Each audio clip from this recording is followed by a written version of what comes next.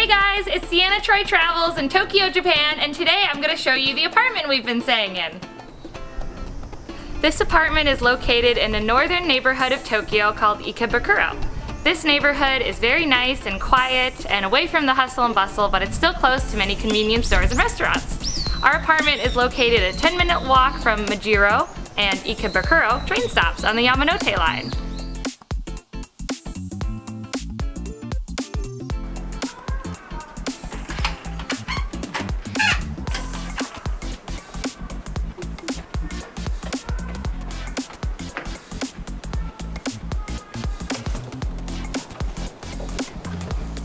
This is the apartment. It's a studio apartment that has one bedroom, and then attached to that is a long hallway. And the first room in this long hallway is the shower room, which includes a shower, a full-length mirror, and a bath. And also, separated from that is the toilet room, where it's just the toilet in here.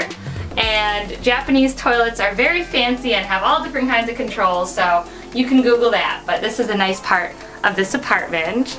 And on the other side of this hallway, we have a washing machine, some storage shelves, a mirror and a sink, and a little closet space for you to put your backpacks if you're visiting or hang up your clothes.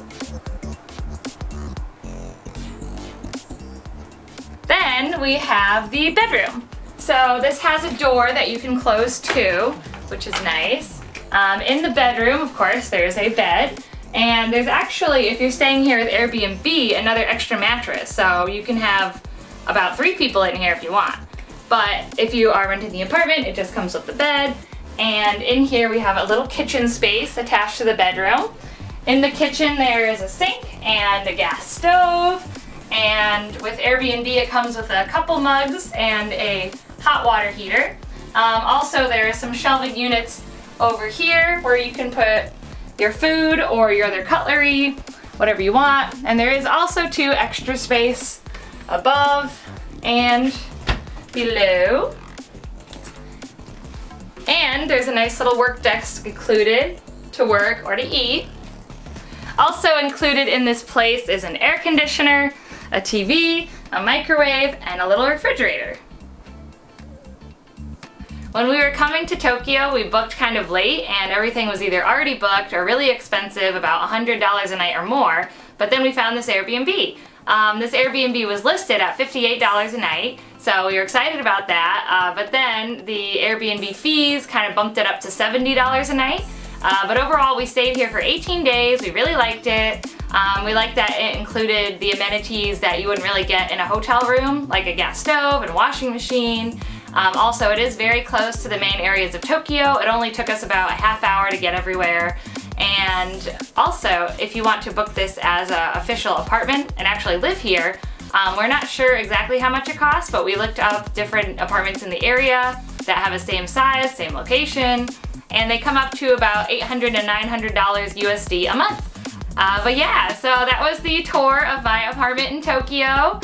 Do you guys know of any other good apartments in this area? Let me know. What are your experiences in Tokyo? Let me know that too.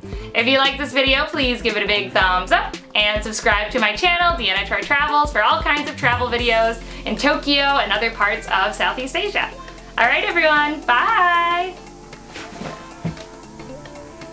Hey guys, just an update for 2019. This apartment has gone up in price, but it's based on the season. So I'm gonna link that Airbnb listing down below. And in Tokyo in general, some tips to save money are staying in a shared living space, an Airbnb, or a dorm situation. Thanks so much for watching. If you're interested in more Tokyo videos, click the links to your right and subscribe down below. Bye!